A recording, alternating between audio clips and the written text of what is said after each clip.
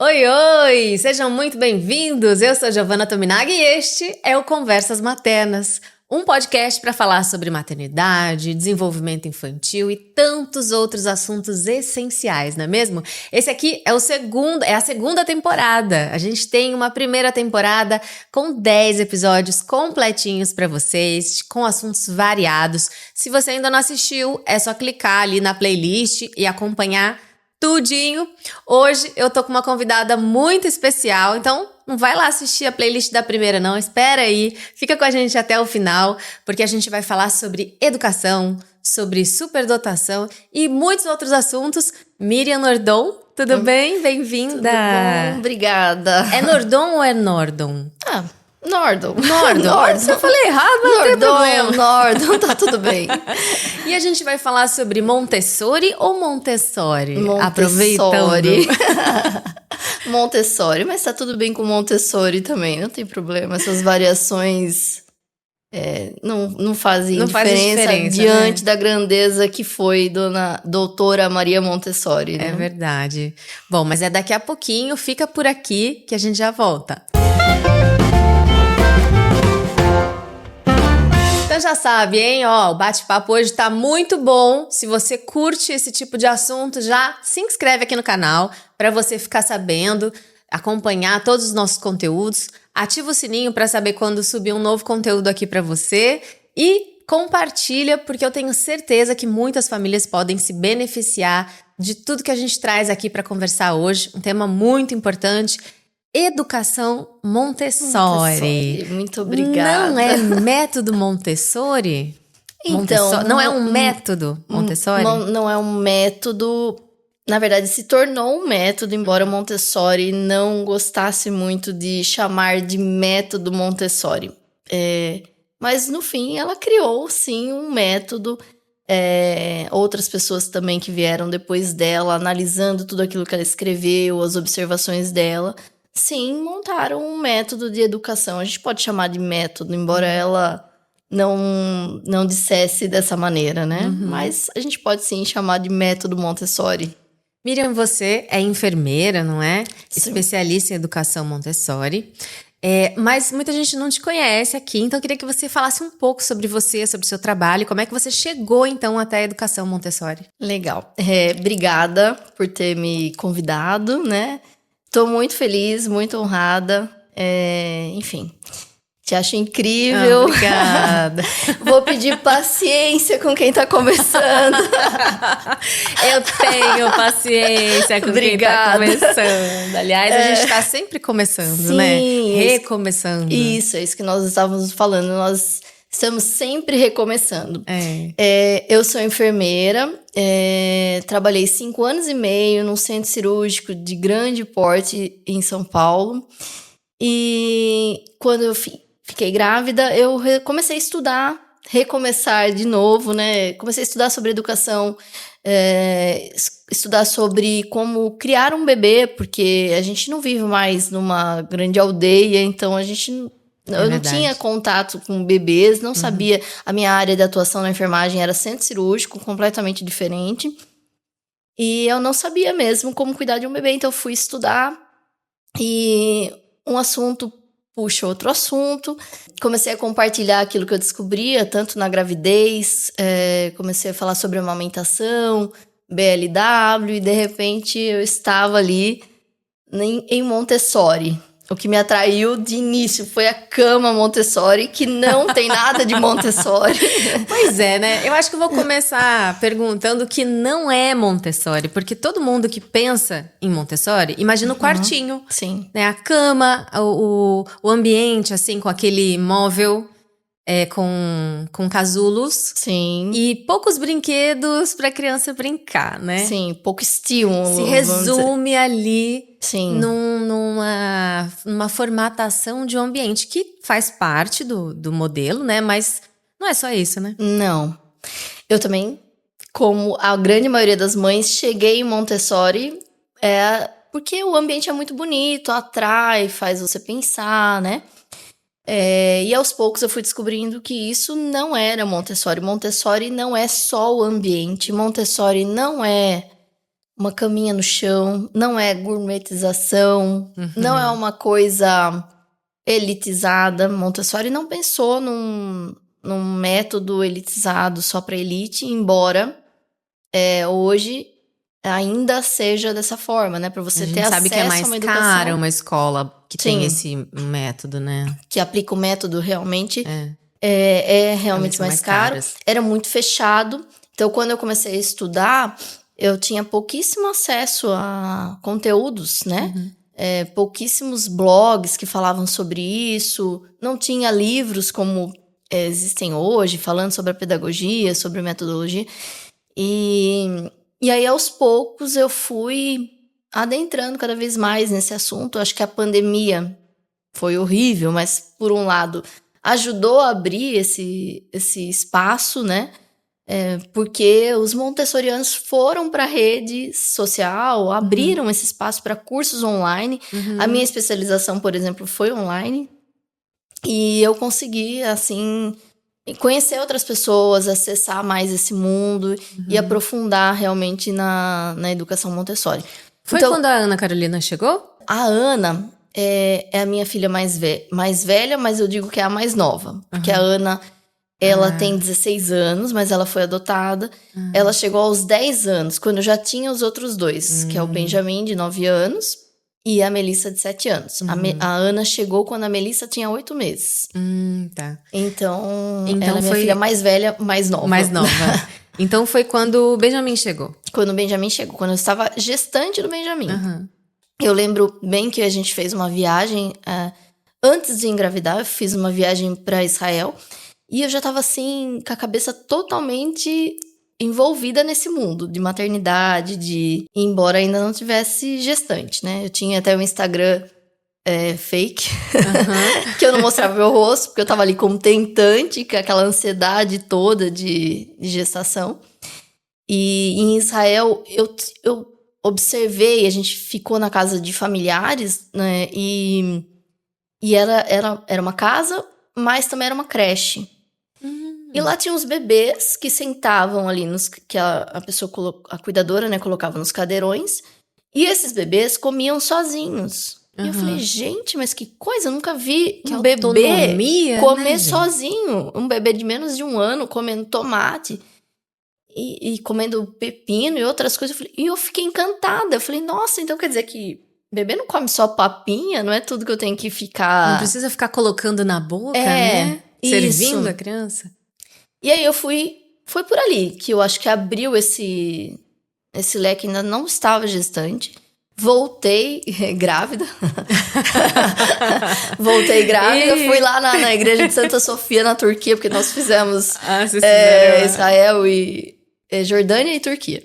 E na igreja de Santa... Eu pedi em todos os lugares. No Muro das Lamentações, na igreja de Santa Sofia, em todos os lugares. E aí eu voltei grávida e com aquilo na cabeça. E eu fui pesquisar mais. E aí foi que, acho que numa dessas pesquisas, o Google me levou para isso, né? Para essa autonomia que eu não imaginava que um bebê poderia ter. Porque eu tinha na mente enfim, como acho que a grande maioria, né? Papinha, uma dependência muito grande. E aí eu fui descobrindo que tinha uma outra maneira. Você diria que a base dessa... Como é que a gente pode chamar? Método, modelo... Pode chamar método. Educação. Pode chamar método. Educação. Não vou falar errado. Método da Maria Montessori tá baseado ali na autonomia? Então, de novo, Montessori também não elencou princípios. Mas outras pessoas que vieram depois dela, analisando tudo aquilo que ela escreveu, conseguiram organizar as ideias de Montessori e elencar o que a gente chamaria de princípios montessorianos. Um dos principais princípios montessorianos é a autonomia. É acreditar que a criança, ela consegue descobrir o mundo, se desenvolver, se descobrir e criar a humanidade, porque é isso que a criança faz, né?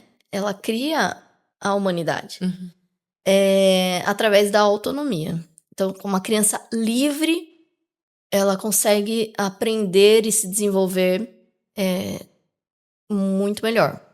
Muito melhor. A gente, na maioria das vezes, os adultos atrapalham o desenvolvimento da criança. É aquela coisa, aquela frase, né? Não faça pela criança o que ela pode fazer sozinha.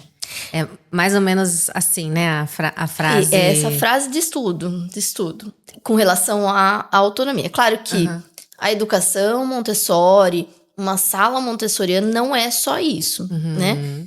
Mas essa frase realmente traduz um princípio muito forte em Montessori, que é a autonomia.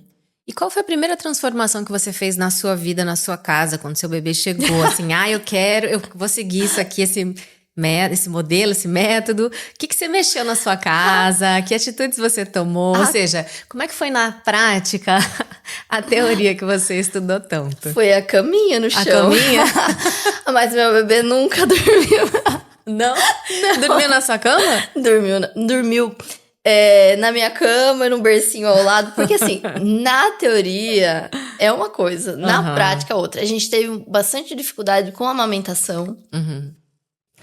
E, enfim, ele era uma criança, um bebê já diferente, que inclusive foi isso que me levou a descoberta da superdotação lá na frente.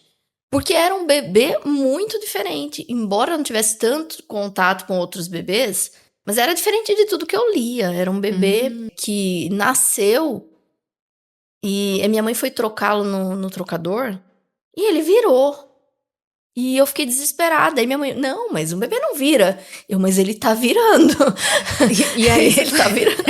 Você foi percebendo no comportamento dele.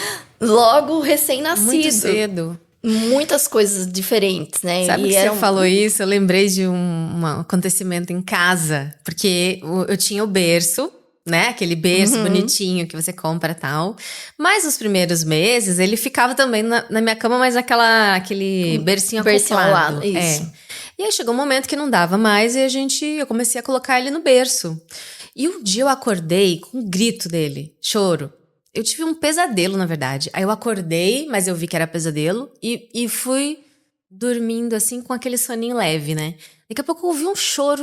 Aí eu fui olhar a babá eletrônica. Tinha acabado a bateria da babá. Então, eu não sabia o que tinha acontecido. Eu saí correndo, entrei no quarto dele. Ele tava sentado no chão. No chão não, né? Porque tinha o berço e aquela cama auxiliar. Sim. Então, a gente sempre puxava. Eu sempre puxava, porque eu sempre fui meio preocupada, pra não chamar medo, paranoica. Preocupada, uma mãe preocupada, né? Como muitas. Puxava a caminha de baixo. É uma mãe que prevê o que pode acontecer. Sempre pensando no que pode acontecer. Olhando o ambiente. A gente tá olhando lá na frente. E um sistema de alerta muito intenso. Então, parei de dormir quando ele nasceu e não dormi. Mentira. Eu voltei a dormir há pouco tempo. Aí entrei na perimenopausa e parei de dormir de novo. Mas aí ele pulou, eu não sei como, ele pulou do berço e caiu na caminha auxiliar.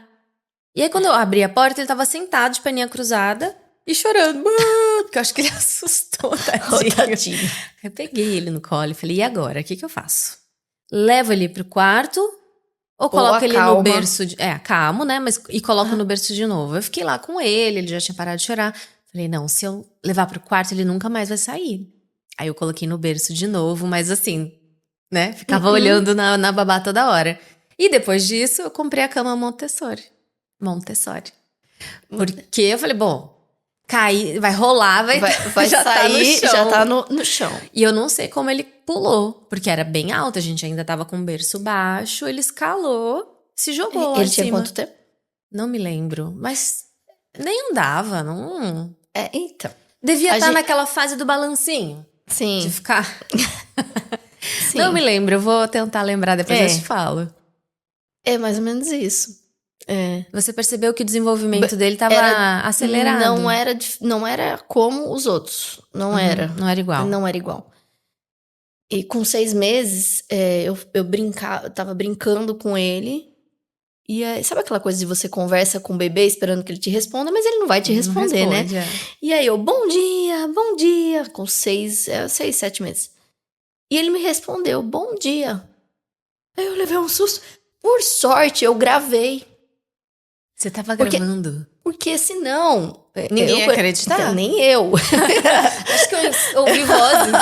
Eu ia pensar que eu tivesse maluca, né? Uhum. E, enfim, e aí eu já estava estudando ali sobre o desenvolvimento do bebê, mas tudo que eu lia, Montessori não estudou bebês até 3 anos. Uhum. Outras pessoas que vieram depois dela estudaram. Pickler, outras pessoas que estavam ali contemporâneas, mas ela não estudou, ela estudou de 3 a 6 anos mais profundamente. Uhum.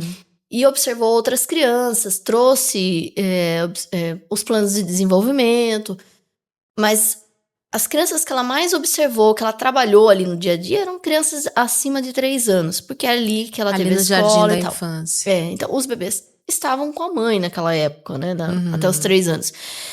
Então, tinha realmente um estudo ali profundo dos bebês, você não, né? Mas eu comecei a ler e eu percebia que tinha coisas ali, que eram muito diferentes quando eu comparava com os relatos, porque é isso. Eu estava sozinha em São Paulo, mãe de primeira viagem. Você não tem como comparar, sobrinhos, sem... Mas você começa a ler, né? E aí eu cheguei à conclusão que ele era autista. Por quê? Eu mais se encontra. Tava saindo do padrão. Saindo do padrão, falando umas coisas diferentes.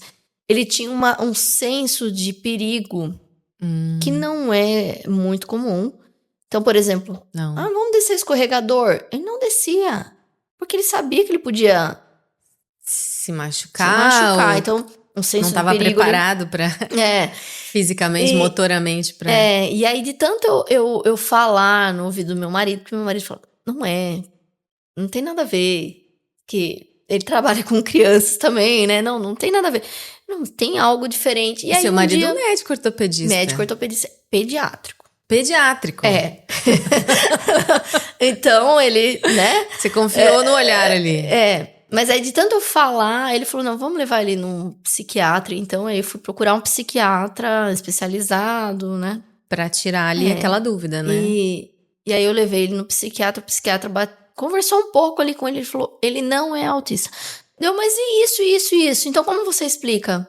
Ele, olha, você tá querendo que eu dê uma resposta pra você que eu não tenho. O que eu tenho pra te dizer é que ele não é autista. Uhum. Eu trabalho com autistas, ele não é. Eu falei, mas e o que explica esses comportamentos? Daí ele me falou, olha, ele pode ser que ele tenha altas habilidades de superdotação. Autista ele não é. E quantos anos ele tinha? Menos de 3. Uhum. Menos de 3. Porque tinha uma intensidade emocional gigantesca. Era uma coisa muito... enfim... que realmente chama a atenção, né? Mas o que me chamava a atenção não eram as facilidades. Uhum. Eram as diferenças, assim, a intensidade emocional, o choro, o entender o risco, coisas desse tipo, né? Eu acho que ele já entendia que ele não conseguia falar a frase totalmente correta, então ele não falava.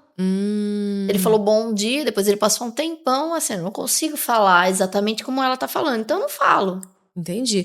Aí já tem o perfeccionismo, a gotinha de perfeccionismo ali, né? Eu achava que ele fosse autista. E aí levamos um psiquiatra, ele foi muito categórico. Ele não é autista. E eu queria uma resposta para os comportamentos, eu não queria ouvir, ele é autista, não é isso. Uhum. Mas você quer uma resposta para os comportamentos, porque é muito diferente. Eu já estava estudando como ali. Ajudar, o que fazer, né? Como manejar aquilo em casa. E aí ele falou, pode ser que ele tenha altas habilidades de superdotação, mas ele é muito novinho ainda. Uhum. Eu acho que você deveria procurar uma avaliação neuropsicológica. Aí meu marido não queria fazer. Porque ele queria escutar, ele já tinha escutado, ele não é autista. Não, autista tá ótimo, vamos lá, seguir a vida. E aí eu fui ler de novo, estudar mais, né? E consegui convencer o meu marido a fazer o teste primeiro. Então, primeiro lá em casa foi ele. Tá, então já que o Benjamin não vai você, querido, pra gente ver. Porque eu falava assim... Porque dizem que o fruto não cai longe do pé, não é isso? Exato. E eu falava assim, não é possível, você também é diferentão, você já Parou pra... Já parou pra prestar atenção que você é muito diferente, assim, é esquisitão, que nem a gente brinca, né? Você é diferente também. Eu não me via, né? Eu via só... Do vizinho. Do vizinho, só dele. E aí ele fez a avaliação e realmente apontou a superdotação do meu marido. E aí eu consegui convencê-lo que o Benjamin precisava também. Mas caímos nas mãos de uma...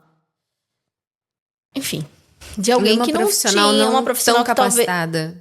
Eu acho que ela não tinha tanta experiência com criança pequena. Que é difícil, né? Avaliar a criança pequenininha. Sim, ela colocou nos testes que ele errou de propósito, que ela sabia que ele tinha errado de propósito. Só pra dar uma sacaneada no avaliador. E que ela não conseguiu engajar muito bem com ele. Mesmo assim, a pontuação era uma pontuação de QI mais. Mas ela não afirmou, entendeu? Enfim. E aí, a gente continuou ali aquela busca, enfim. E até que chegamos na avaliação da família toda ali. E aí, foi quando você descobriu a sua superdotação? A minha mais recente. Que eu não... Que você não acredita até agora. Não acredito até agora. Eu conheci a Miriam num evento de superdotação, né? E eu tava participando, tava apresentando. E aí, acho que você tinha acabado de descobrir. E você falou assim, muito tímida, assim, mas eu não sei se é mesmo e tal. Não, eu tenho esses comportamentos assim, eu tenho esses interesses assados, né, que faz sentido. Mas eu acho que não tá certo, você falou isso pra mim. Você ainda não acredita?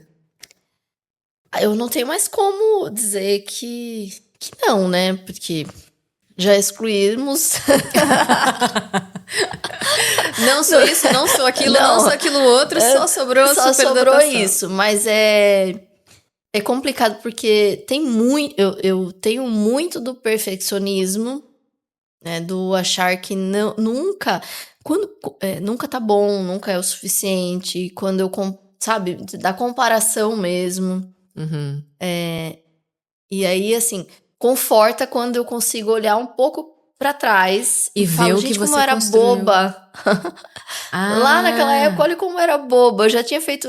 E eu não confiava, né? Não se dava crédito nas suas conquistas, no que você tinha realizado. Sim. Mas a gente tava falando sobre isso, né? É difícil pra mulher em geral se colocar nesse lugar de sucesso, de realização, né? E pra mulher superdotada, parece que a carga é maior ainda, porque ao longo da vida, quando você descobre na fase adulta, você vai identificando momentos em que você mesma se colocou menos. Sim. Ou pra não querer magoar a outra pessoa, ou porque você não acreditava mesmo que... Ou pra se encaixar, ou porque você não acreditava que aquilo era suficiente. O encaixe é o ponto... É o principal, né? Principal. Realmente, a gente tá ali tentando se encaixar e nunca vai ser... Eu brinco que a minha avaliação, por mais que eu ainda tenha dúvidas de vez em quando, eu acho que a minha avaliação valeu por uns 10 anos de terapia. Porque não adianta, porque você vai fazer a terapia e a terapeuta, ela tá ali se baseando em como funciona a maioria das pessoas. Mas você não funciona daquele jeito, né? Então, quando você entende isso e começa a aceitar, realmente essa avaliação, ela vale como anos de terapia. Não sei se funcionou assim pra você. Sim. Porque... Quando eu fiz... No momento do teste, no momento da avaliação... Quer dizer, não foi no momento, né? No momento começou a cair uma ficha meio esquisita, que eu não sabia o que era que estava acontecendo. Mas quando eu saí da avaliação, eu comecei a chorar. Eu fiquei um dia inteiro chorando e mais 2 dias meio mal. Assim, mal assim, muito mexida. E eu não sabia explicar o porquê. E aí, depois de muito tempo, né, pensando, nossa, por que eu mexeu tanto comigo fazer o teste?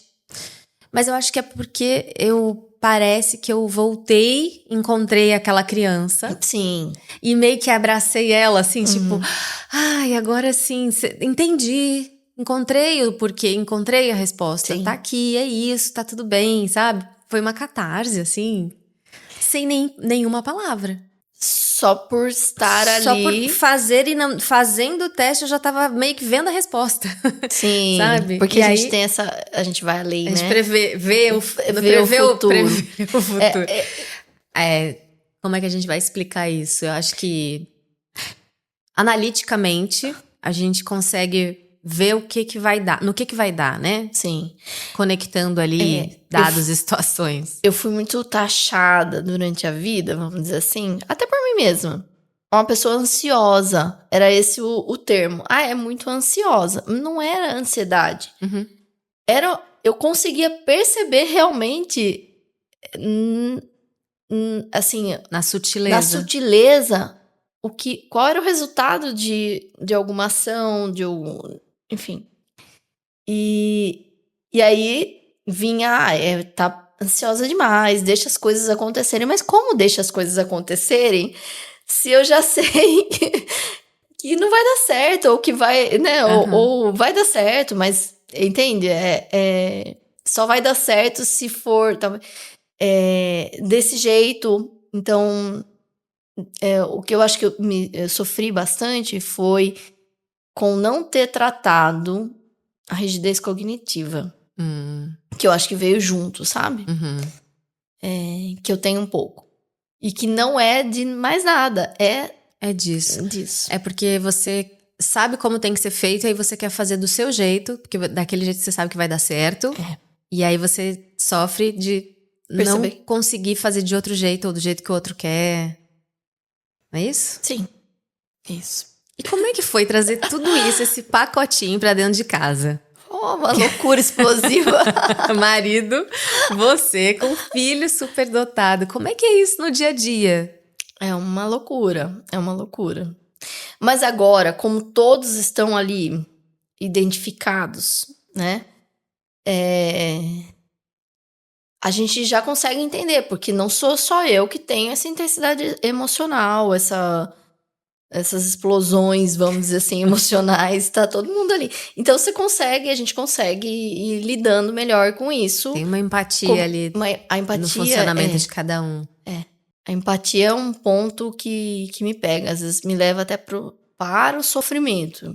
E que eu tenho que calibrar, porque não necessariamente a pessoa tá sentindo como eu estou sentindo. Mas eu tenho essa questão da empatia muito ali fora da curva, muito, né, pra cima. E aí eu sofro mais, ou junto com, né, da mesma maneira. Então eu tenho que trazer pra cá, porque afinal eu sou adulta e eu tenho que regular aquelas emoções. Ô, complicação. A Mel também recebeu? A Mel também. Também? Então vocês bem quatro. de Amel. Bem de Amel, o Davi e eu. E a Ana também não é típica. Mas é uma outra questão. É outra questão. Nossa, me veio tanta pergunta pra te fazer agora. Meu Deus, eu fiquei até confusa. Não, mas é porque eu fico imaginando como as mães que estão assistindo, né, que passam por isso também, como você passou, de olhar pro filho, ver que ele não tá dentro do padrão normal de desenvolvimento. Tem mães que, como nós, estudam, querem saber, entendem.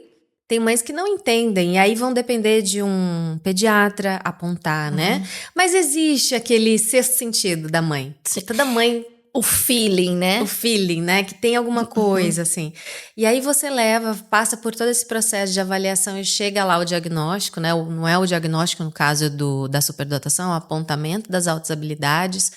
Como é que vem toda aquela questão de escola? Como que eu vou adaptar isso, né? A gente tá falando aqui da Maria Montessori. Qual é a melhor escola para essa criança? Então, eu quero fazer primeiro uma pergunta. Já vou elencar aqui para não esquecer. O método Montessori é indicado para crianças superdotadas? E a segunda pergunta seria...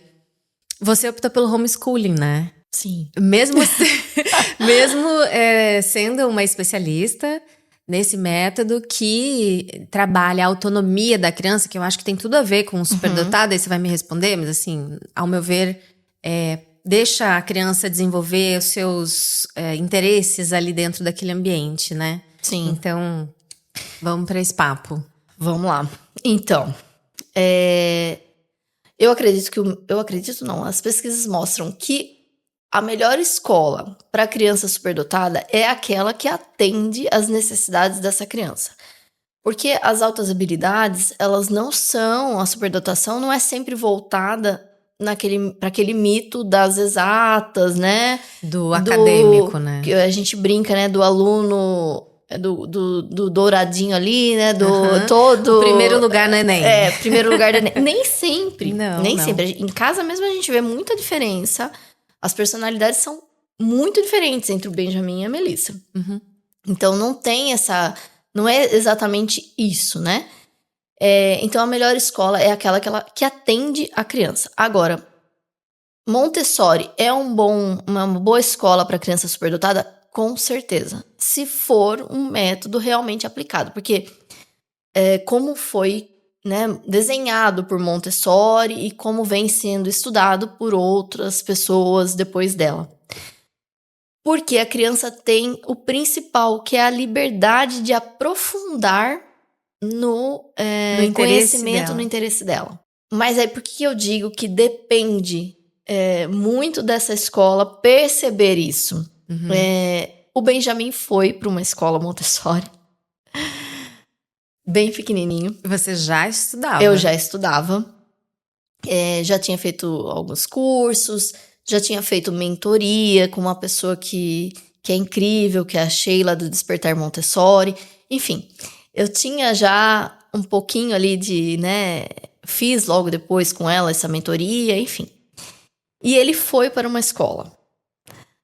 Mas, quando você não está atento que essa criança é realmente uma criança que precisa de um olhar diferenciado, que precisa de um planejamento realmente individual, ela pode escapar ali. E o que a criança, principalmente a pequenininha, ela vai fazer? Já sei.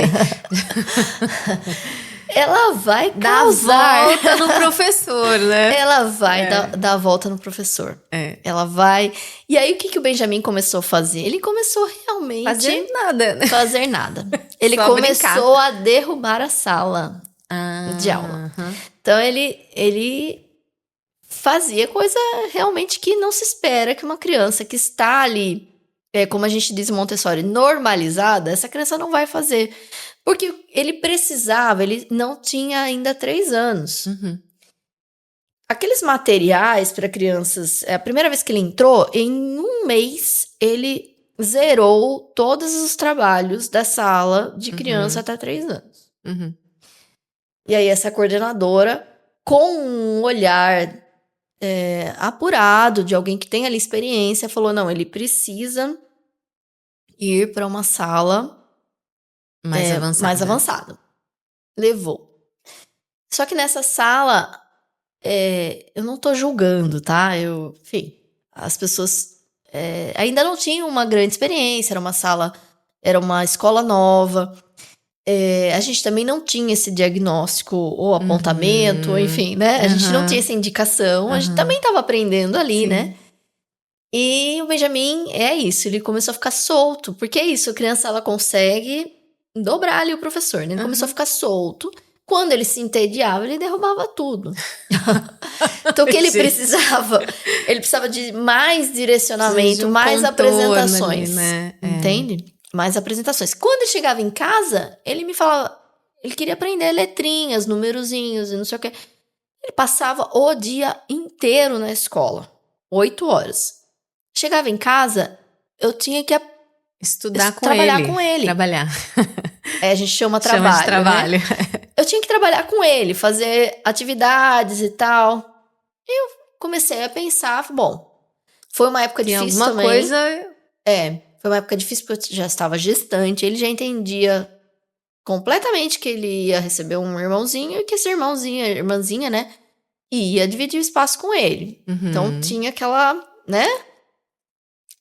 Então enfim, não foi fácil. E aí, nesse momento, ele ainda não tinha idade para ir para a escola. Ele não tinha chegado ali nos 4 anos, não era, né? Então, nós optamos por tirar. E eu falei, já tô aplicando essas atividades, eu já tô gestante, ele tá sentindo falta de ficar comigo, né? E aí eu comecei a me aprofundar ainda mais nas apresentações, no método, comecei a comprar materiais e montei uma sala Montessori em casa. E aí logo depois veio a pandemia.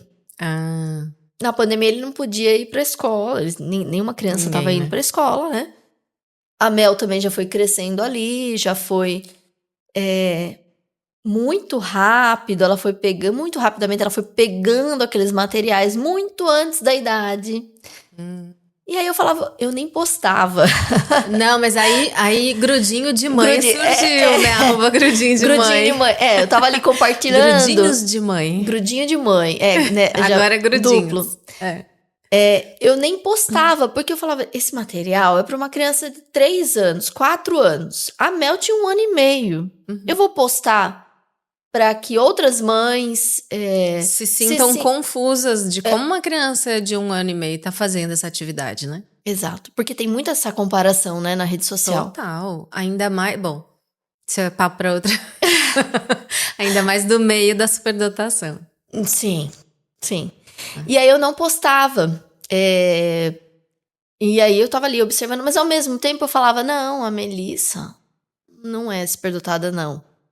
A Melissa só tá sendo muito estimulada por causa do irmão mais velho. Olha os mitos, né? Muito estimulada, ela tem acesso a esse material. Imagina, uma outra criança que tivesse acesso também faria isso, né? Também estaria ali montando a Torre Rosa com 1 ano e pouquinho, falando as cores, separando as cores, contando. Eu até ontem mesmo tava vendo um vídeo da Mel pequenininha. Tem um material que se chama Fusos. Ela era muito pequena, acho que 1 ano e pouquinho. E esses fusos, a criança separa numa caixinha de 0 até 5 e de 5 até 10. E eu lembrei vendo esse vídeo, eu lembrei da avaliação do Benjamin, que a psicóloga falou que ele errava de propósito. Ela olha pra mim, ela pega 2 fusos e ela fala, é 2, né, mamãe? É aqui, né? Olhando 3 e falando, é aqui, né, mamãe? Com aquela cara, sabe aquela cara de sacana. De sacana. Tipo, e eu já tinha visto ela fazer, entendeu? Então ela tava ali me testando mesmo, com 1 ano e pouquinho. E eu dou risada. Eu falei, tá bom, Mel, eu não sei. É aí, Mel? Né? Aquela coisa que você...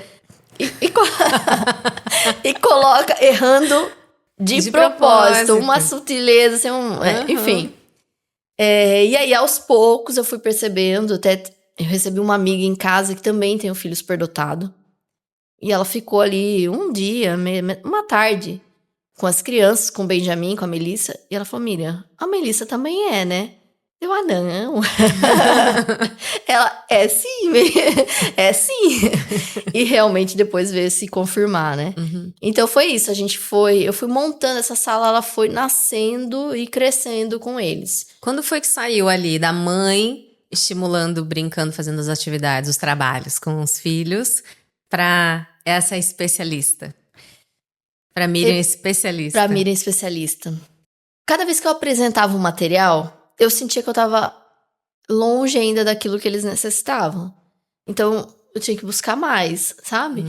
E aí eu fui ler os livros e fui... E aí surgiu esse curso, né? E aí eu falei, não, eu preciso ir além. É mais porque eu queria mesmo, eu quero ir além. A desculpa era os filhos, entendeu? Tem que ajudar meus filhos, mas na verdade era ela mesma que queria estudar, se aprofundar, né? Então, uma coisa interessante que, como enfermeira, eu fiz mais de uma especialização. Mas, pelo perfeccionismo, eu deixei, por exemplo, eu fiz um MBA inteiro, eu deixei de entregar um TCC pronto. Bate aqui. Já fiz isso umas 2 vezes. O Davi. Tá rindo. Ele já fez isso também? Não, ele é o alecrim dourado. Sabe o alecrim dourado? Ele é o alecrim dourado. Ele fala que... É o que a gente tenta chegar, né? É o objetivo. Ele teve uma mãe judia que falava que ele ia ganhar o Nobel da medicina e neurologia. Então, ele recebeu uma carga de autoestima muito boa. Que bom, que né? não foi o meu caso, né? Mas enfim, mas tá bom. Mas é por isso que é importante identificar na infância. Sim. Pra gente poder criar esses ambientes como você criou para os seus filhos, né? E agora você tá saindo dos seus filhos para poder proporcionar isso para outras crianças. Através das crianças mesmo, ou você quer ir para a formação de professores? O que você já tá fazendo?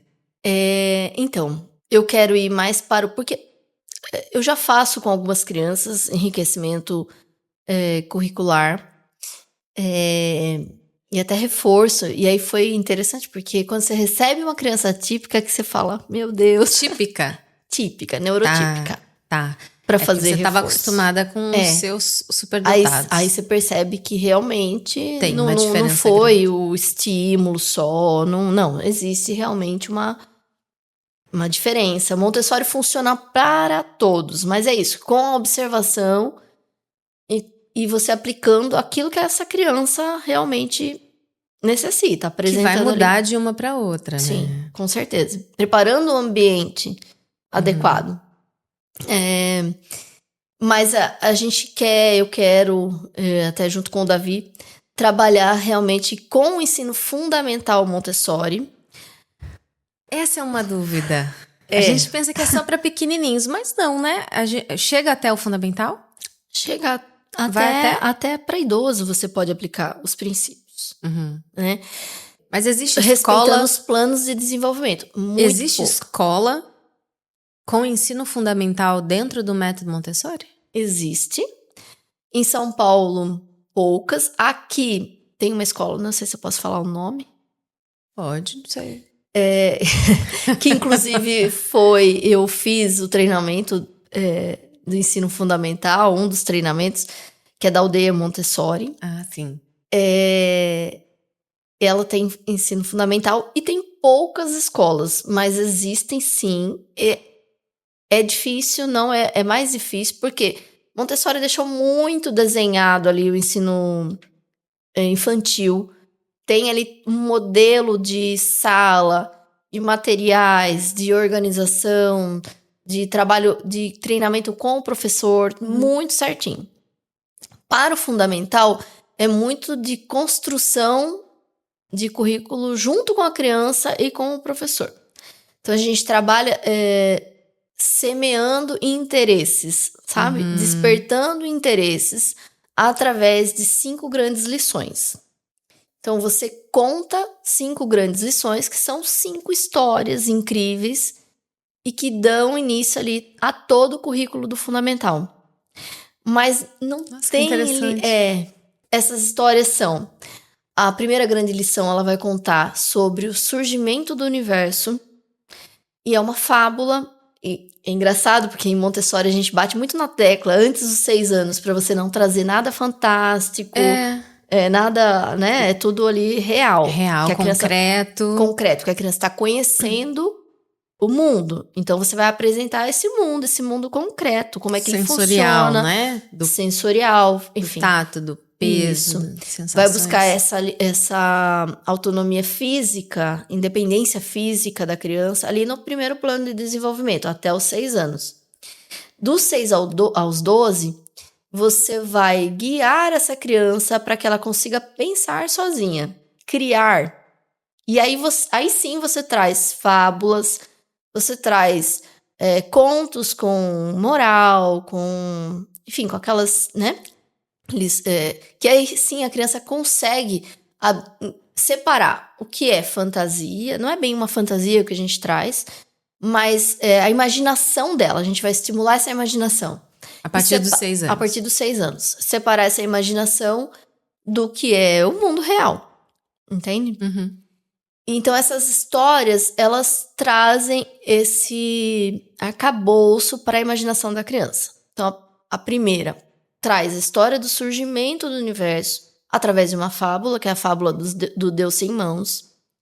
A segunda grande lição traz a história da vida na Terra, que é um negócio incrível, maravilhoso. Você pode, inclusive, abordar religiões, mas trazer que é um outro princípio de Montessori, né? Educação cósmica. Toda que não relação, tem nada a ver com esoterismo, né? Nada a ver. Vamos deixar claro aqui. Não. Tem gente que confunde, né? A educação cósmica em Montessori é você trazer a relação entre tudo que existe no universo. Cosmos é ordem, né? Então você traz para a criança histórias que ela consiga perceber que tudo está relacionado, conectado, né? Tudo está conectado, não existe acaso, existe uma conexão realmente entre todos os seres, todas as coisas, toda a criação, enfim.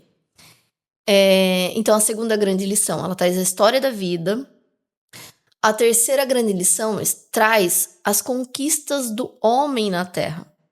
Porque, de fato, nós somos animais, mas animais que conquistaram grandes coisas, né?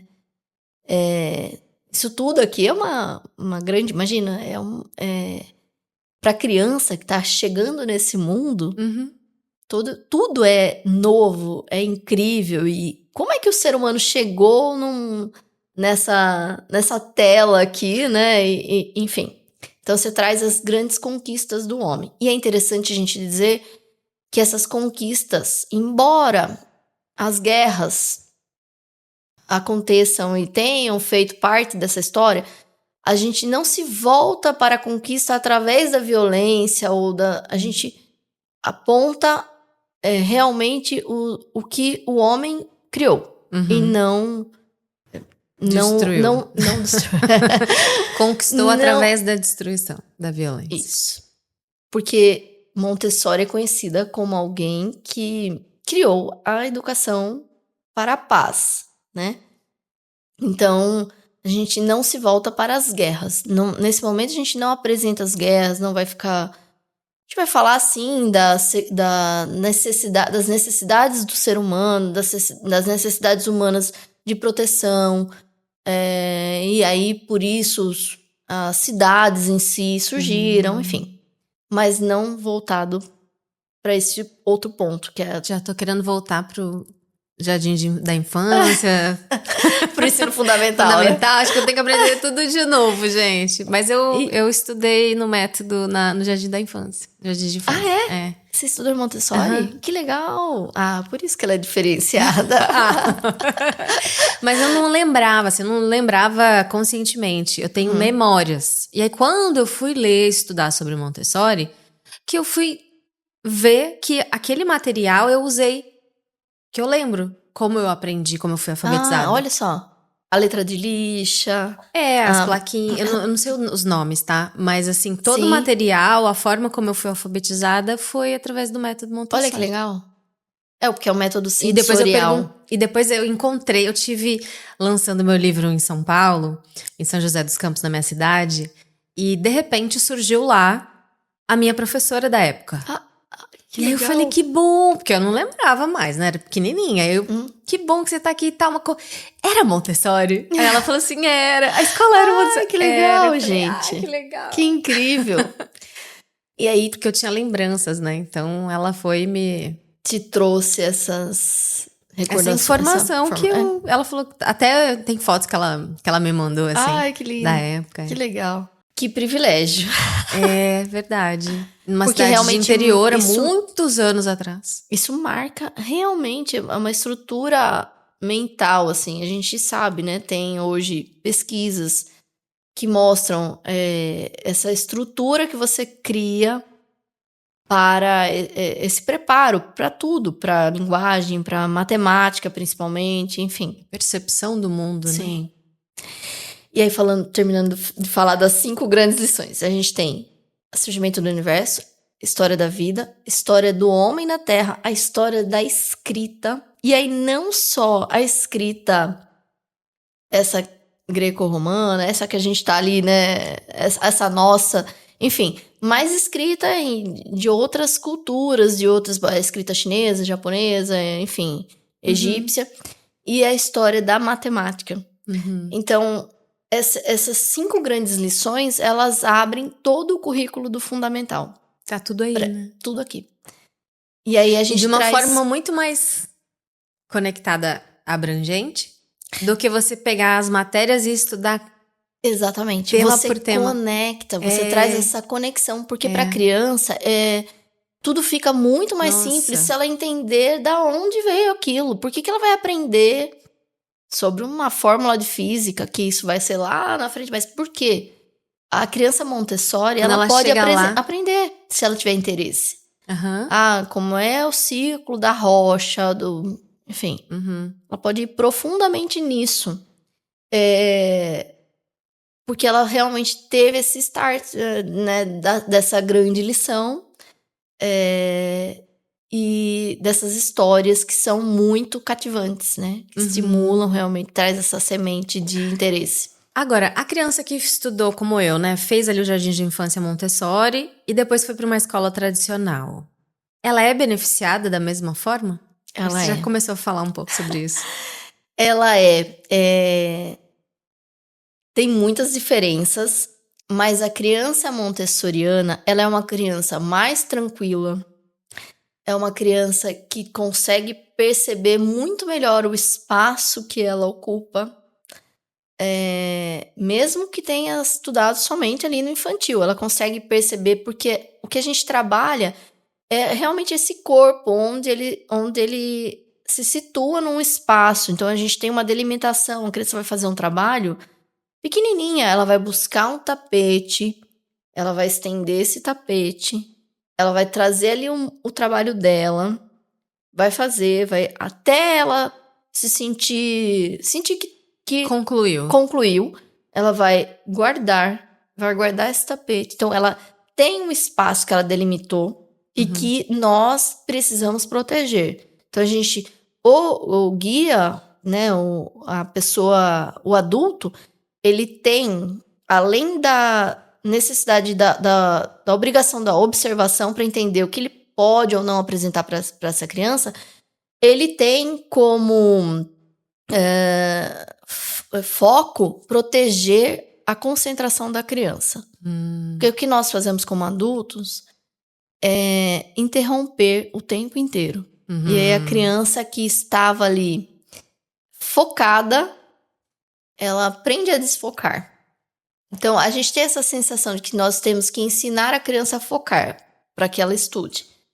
O que acontece numa escola tradicional, no infantil, enfim, é que você faz o contrário, você tira o foco da criança. Então, a criança, quando ela estudou no Montessori e ela vai para uma escola tradicional, ela vai muito mais centrada, focada, calma e consciente dos movimentos dela. Nossa, que incrível. Você estava falando aí, eu estava viajando assim no passado.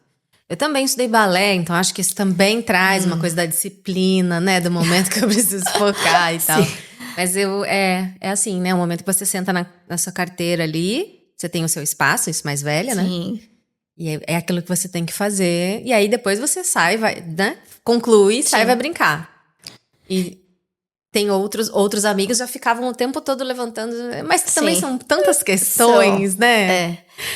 Miriam, tá chegando aqui o momento desafio, porque todo mundo que vem aqui no Conversas Maternas passa pelo desafio aqui da maternidade. Quem é mãe volta a brincar, não é mesmo? Sim. E como chama? Não é professora que a gente fala? É guia? Uma guia Montessori. Uma guia Montessori brinca? Estamos em espaço neutro. É espaço neutro. Professora, guia Montessori. Guia Montessori brinca, professora Montessori brinca, mãe Montessoriana também. Brinca também. Temos aqui vários desafios, mas olha, você chegou aqui, você já pegou logo esse cubo que eu vi, que você pegou, começou a mexer. Eu não sei não, hein? Tô achando que vou dar esse desafio pra você hoje. Será que você vai ser a primeira do cubo a montar o cubo mágico aqui? Não vou. Não? Não, esse cubo aqui, pelo menos pra mim, ele é imontável. Por quê? Não, pra mim também, porque eu nunca consegui. Já tentei várias vezes, mas não consegui. Eu sei montar cubo pelo método de camadas. Existe mais de um método. Existe mais de um método. Tá bom, guia. Eu nem sabia disso. Eu sei montar o cubo pelo método de camadas. E este cubo, ele é impossível de ser montado. Eu acho até que por outros métodos também. Porque o amarelo, ele precisa ser oposto aqui ao branco. O meio, sabe? Esse meio e esse meio. E ali tá verde. E aqui a gente percebe que ele tá na lateral aqui. Então, ele tá com verde aqui. Uhum. Então, provavelmente na montagem desse cubo... Não fui eu que montei, tá? Você já comprou montado? Já veio montado, eu não montei, não. Ou às vezes ele soltou... Ele tá montado errado? É. Pode ser que ele tenha soltado alguma peça e aí arrumaram assim. Gente, eu aí nunca... eu peguei aqui pra montar, né? Você viu? Eu vi. Mas é impossível, então. Não é possível. Ai, gente, olha o mico. Todo mundo que vem aqui eu falo, vai montar o cubo mágico. Ninguém consegue. Esse não vai conseguir. Acho que a gente vai ter que fazer outra brincadeira aqui. Que pra próxima temporada eu vou trazer um cubo que a Miriam vai analisar, vai me dizer. Esse daí tá valendo, esse daí vai. Gente, achei que a Miriam fosse montar esse cubo hoje, não acredito. Então vamos fazer uma outra. Deixa esse cubo pra cá, esse cubo no testa, vamos jogar. Não. Só não joga que vai bater em alguém, vai quebrar alguma coisa aqui. Ó, esse aqui são ações, tá? Ué, só tem 4 aqui? Deixa eu dar uma olhadinha. Tá. Então tá. São 4 ações e tá sempre relacionado à maternidade, tá? Você pode escolher 2 cartinhas e quando você abrir, você vai ver que é uma ação. E aí você vai me responder o que na sua maternidade te faz querer e aí você vê qual é a ação. Tá bom? Então você pode selecionar 2. Ai, meu Deus. Vamos lá. Na sua maternidade, o que te faz querer? O que saiu? Abraçar. Saiu mais fofo pra ela, gente. Não, vai sair um outro difícil outro bom? Aqui. Tá. Que me faz querer abraçar. Ai, gente, tem tantos momentos bons, né? Abraçar é fácil. Abraçar é uma delícia. É engraçado, porque eu tenho uma certa dificuldade com toque. Não era uma coisa tão simples assim, né? Pra mim. E aí minha mãe até fica brava, que fala, eu não posso, nunca podia encostar em você e tudo mais. Mas com os meus filhos, não, enfim. Eu já ouvi isso uma vez, de uma mãe. Que tinha essa dificuldade em todos os relacionamentos, inclusive com o marido.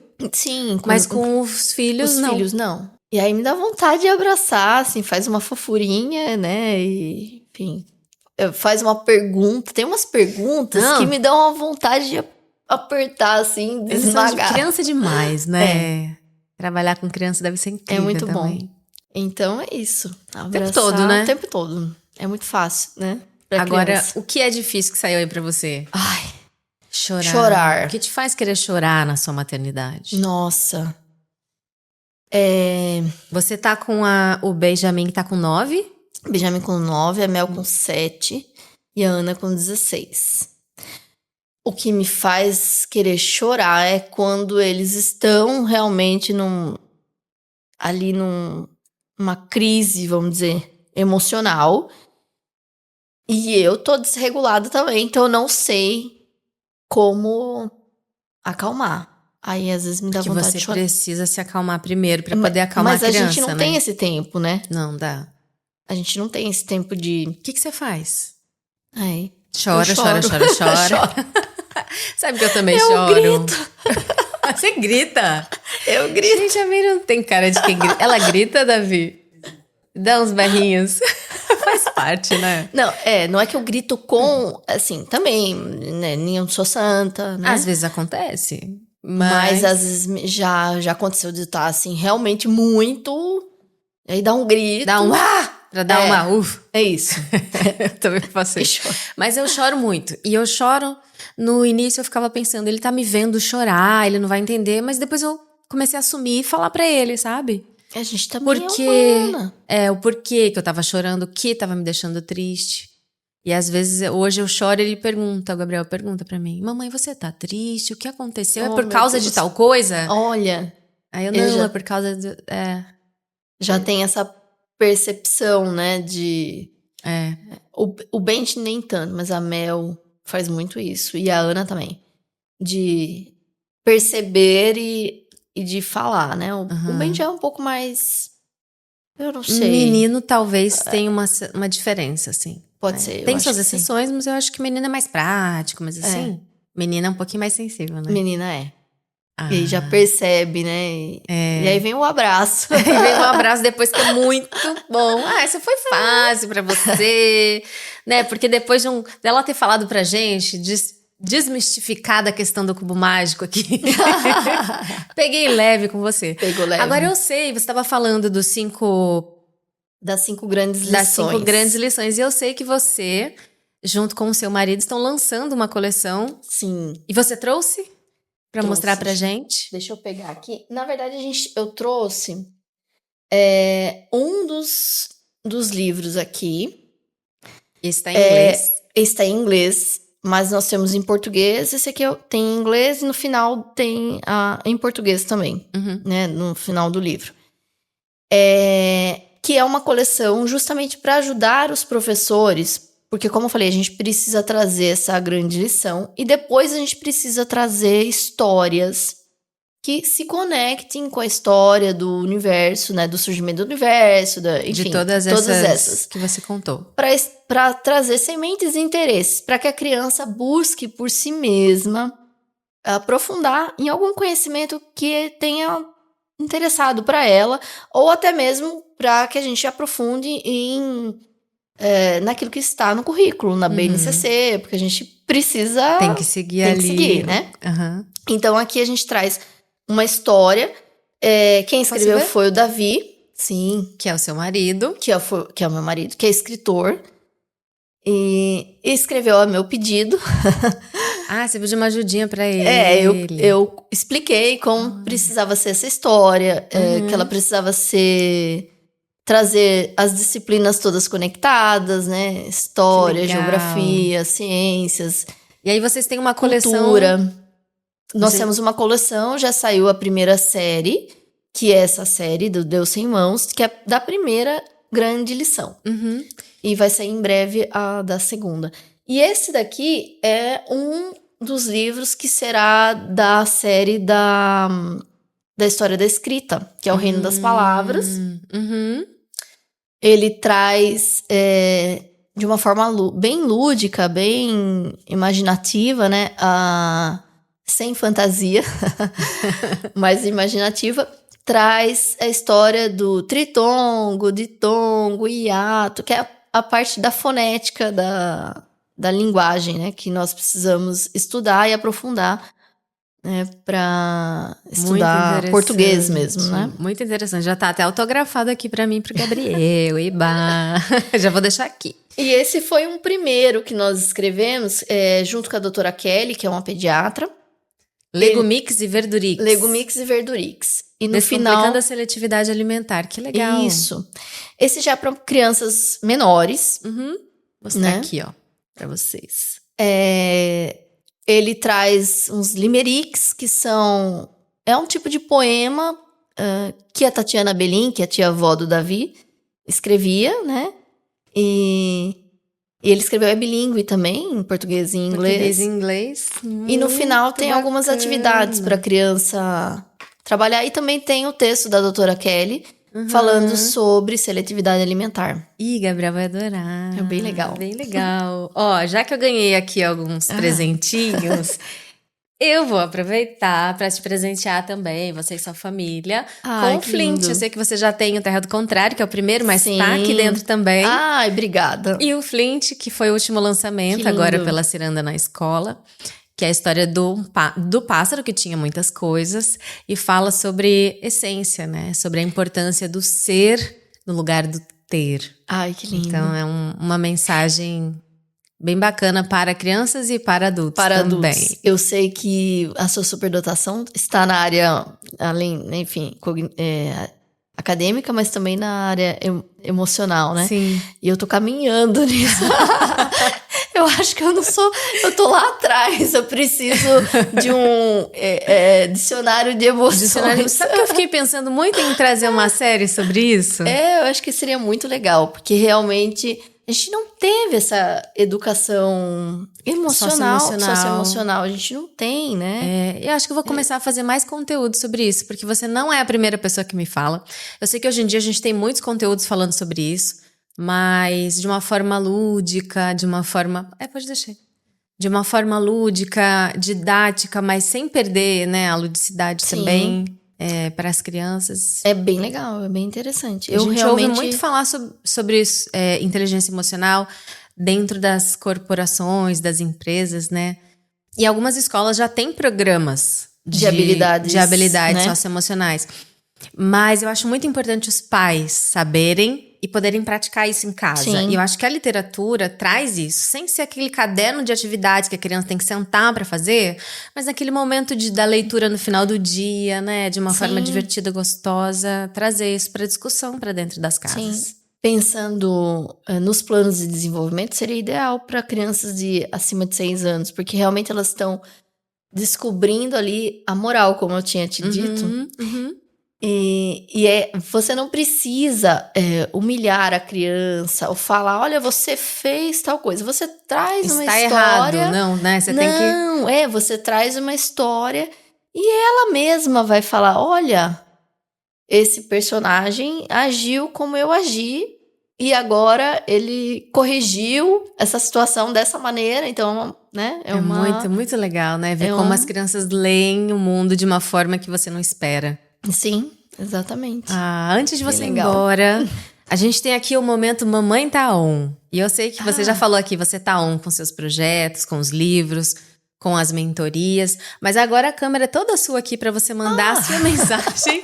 Essa daqui que é a sua, ó. Pro pessoal que acompanha aqui o podcast, onde você tá on, o que você tá fazendo, como as pessoas podem te achar. Fica à vontade. Tá, obrigada.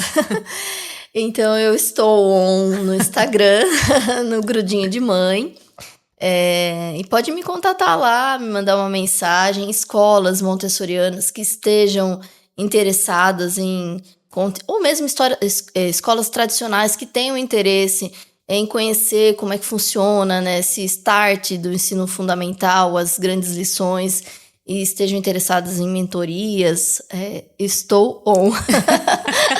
Pode me contatar que a gente vai conversar. Afinal, a mãe nunca tá off, né? Nunca tá off.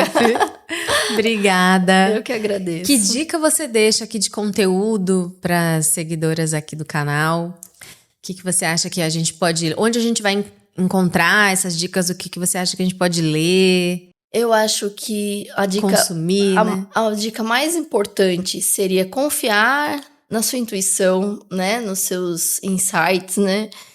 E buscar se aprofundar, se você quer entender sobre desenvolvimento infantil, por mais que pareça, Montessori viveu há 100 e tantos... Gente, tá muito atualizado. As pesquisas estão mostrando cada vez mais que ela tinha razão. Então, busca nas fontes primárias, nos livros da Montessori, por exemplo, né, a Descoberta da Criança, Pedagogia Científica, Educação para a Paz... São muitos livros que estão aí disponíveis para que você aprofunde e entenda a criança, que não é um mini adulto. Também não é, a autonomia não é largar a criança, né? Deixa ela fazer tudo sozinha, deixa ela se virar sozinha. Não é isso, a autonomia não é isso. Tem regras, né, para que a criança consiga se desenvolver. Então, é isso, busca... estudar. Obrigada. Eu que agradeço. Foi um prazer te receber aqui. Foi uma delícia. A gente tinha conteúdo aqui para 3 horas de conversa, mas já fica o convite aqui para você voltar pra gente falar sobre outros assuntos mais específicos, que a educação é um assunto vasto, né? Que eu acho que é sempre essencial para as famílias, independente se a escola tá fazendo o papel dela. A gente também tem que saber um pouquinho, né? Sim. E tá repleto de culpa, né? A gente precisa trazer pesquisas e acalmar as mães, principalmente, que são as que sempre estão ali carregando toda a bagagem de culpa. A mochila pesada nas costas. Exato. Obrigada. Eu que agradeço. Prazer. Muito bom. Beijo, gente. Até semana que vem. Tchau, tchau. Tchau. Adorei! Peraí, me conta tudo sobre Montessori. Agora que começa o podcast. Agora começou.